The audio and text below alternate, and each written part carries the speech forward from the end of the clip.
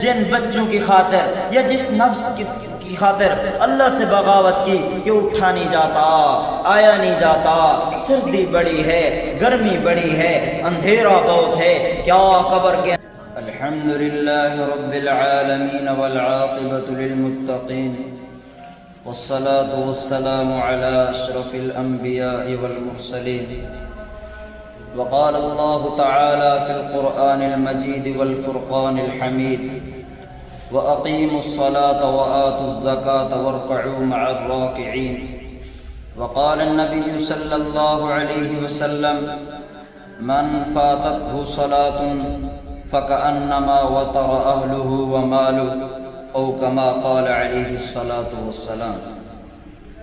محترم بھائیو اور دوستو، اللہ تعالیٰ نے قرآن پاک میں بارہا مرتبہ فرمایا ہے کہ اے مومنین نماز قائم کرو، اور آپ علیہ السلام نے فرمایا جس کی ایک نماز قضا ہو گئی وہ ایسا ہے کہ اس کے مال اور اولاد سب کو چھین لیا گیا ہو۔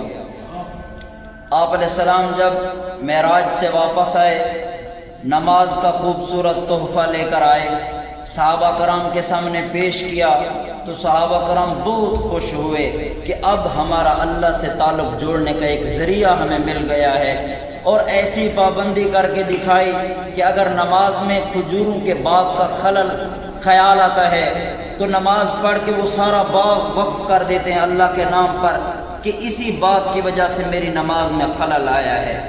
حضرت سلیمان علیہ السلام ایک مرتبہ اپنے گھوڑوں کو دیکھ رہے تھے، ان کی خوبصورتی کو نظر غائر سے دیکھ رہے تھے، تو نماز قضا ہو گئی، سورج غروب ہو گیا، اللہ سے دعا کی، سورج واپس آیا، نماز پڑھی، پھر آئے اپنے گھوڑوں کے پائے کاٹ دیے کہ ان کی وجہ سے میری نماز قضا ہوئی ہے۔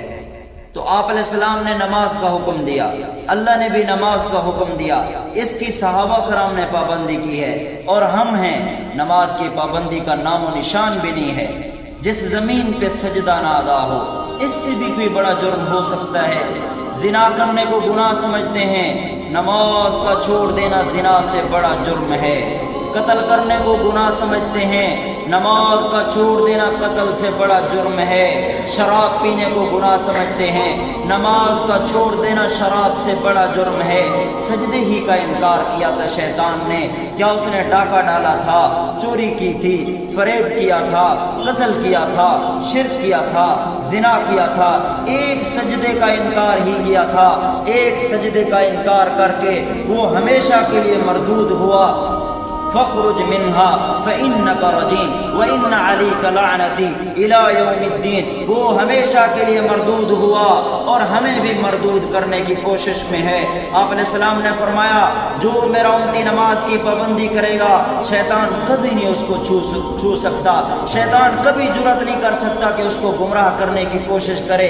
ہاں، جو نماز چھوڑ دے گا، نماز میں سستی دکھائے گا، شیطان اس پر حاوی ہو جائے گا، اس کو گمراہ کرنے میں کامیاب ہو جائے گا اور اس کو بڑے بڑے گناہوں میں مبتلا کر کے دکھائے گا۔ یہی مطلب ہے اللہ کے قول کا ان الصلاۃ تنہی عن الفحشاء والمنکر، نماز بے حیائی اور برے کاموں سے روکتی ہے۔ تو شیطان ہمیشہ کے لیے مردود ہوا۔ پھر اس مسلمان کو ہوش نہیں ہے جو آرام سے روٹی کھاتا ہے، آرام سے چائے پیتا ہے، آرام سے ٹی وی دیکھتا ہے، آرام سے اخبار پڑھتا ہے، آرام سے بیوی کے پہلو پہ لیٹتا ہے۔ کیا ہوگا اس دن جن بچوں کی خاطر یا جس نفس کی خاطر اللہ سے بغاوت کی کہ اٹھا نہیں جاتا، آیا نہیں جاتا، سردی بڑی ہے، گرمی بڑی ہے، اندھیرا بہت ہے۔ کیا قبر کے اندھیرے بھول گئے، کیا قبر کی گرمی بھول گئے، وہ اللہ کا کلام بھول گئے، جنت کی نعمتیں بھول گئے، جہنم کا عذاب بھول گئے، وہ اللہ کی ملاقات بھول گئے، محبوب خدا کی محفل بھول گئے، جنت کی نعمتیں بھول گئے، حوض کوثر بھول گئے۔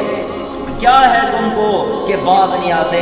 لہذا باز آ جاؤ، باز آ جاؤ ان کاموں سے جن سے اللہ ناراض ہوتا ہے، باز آ جاؤ ان کاموں سے جو تمہاری بربادی کا سبب بنے، ان کاموں سے جو تمہیں جہنم میں دھکیل دیں۔ لہذا کرنا کیا ہے؟